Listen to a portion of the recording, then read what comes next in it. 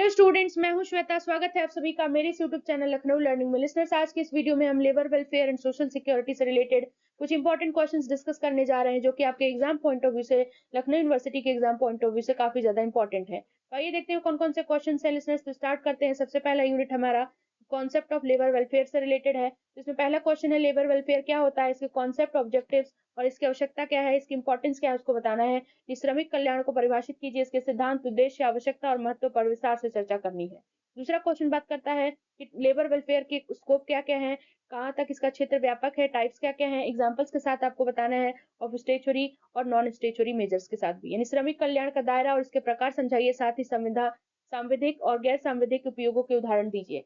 Question third बात करता है कि लेबर वेलफेयर के प्रिंसिपल कौन कौन से हैं और इंटरनेशनल लेबर ऑर्गेनाइजेशन का रोल बताना है, वो भी लेबर वेलफेयर में, यानी श्रमिक कल्याण के सिद्धांत क्या है, श्रमिक कल्याण में अंतर्राष्ट्रीय श्रम संगठन आईएलओ की भूमिका पर चर्चा करनी है। नेक्स्ट हमारा यूनिट सेकंड बात करता है सोशल सिक्योरिटी से रिलेटेड। तो इसमें कुछ क्वेश्चंस है, जैसे कि क्वेश्चन नंबर 4 बात करता है सोशल सिक्योरिटी क्या है, इसकी मीनिंग को बताइए, कॉन्सेप्ट, नीड और इंपॉर्टेंस को बताना है मॉडर्न इंडस्ट्रीज में। सामाजिक सुरक्षा को परिभाषित कीजिए, आधुनिक उद्योगों में इसके अर्थ, अवधारणा और आवश्यकता और महत्व पर चर्चा करनी है। नेक्स्ट क्वेश्चन हमारा क्वेश्चन नंबर 5 है,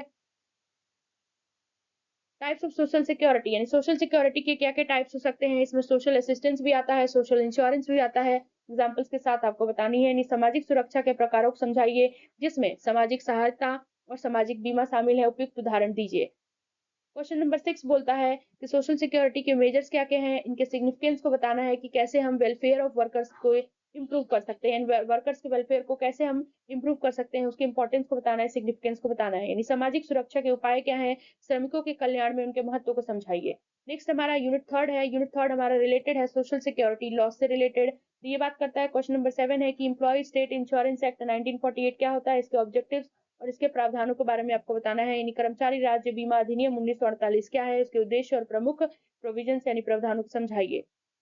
क्वेश्चन 8 है कि आपको कॉर्पोरेशन के रोल, स्टैंडर्ड कमेटी के रोल, मेडिकल बेनिफिट्स काउंसिल के role under the ESI act बताना है। यानी ईएसआई अधिनियम के तहत निगम, स्थायी समिति और चिकित्सा लाभ परिषद की भूमिका पर का वर्णन कीजिए। इसमें से आगे बढ़ने से पहले मैं आशा करती हूँ कि आपने हमारे इस चैनल को लाइक कर दिया होगा और सब्सक्राइब भी कर दिया होगा।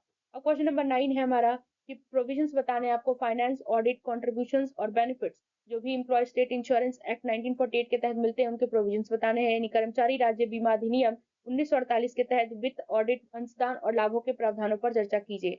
क्वेश्चन 10 बोलता है हमारा कि कौन कौन से पेनाल्टीज और प्रोसीजर्स हो सकते हैं जो कि डिस्प्यूट से रिलेटेड हैं या क्लेम से रिलेटेड हैं under the employ state insurance act 1948। यानी कर्मचारी राज्य बीमा अधिनियम 1948 के तहत विवादों और दाव से संबंधित दंड और प्रक्रिया को समझाना है।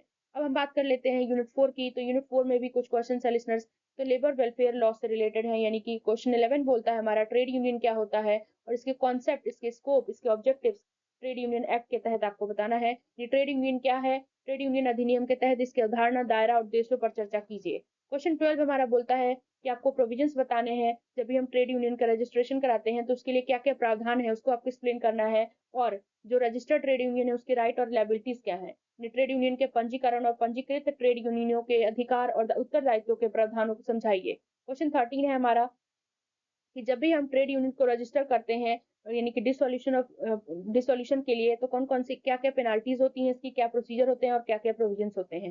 यानी पंजीकृत ट्रेड यूनियनों के विघटन से संबंधित दंड, प्रक्रिया और प्रावधानों पर चर्चा कीजिए।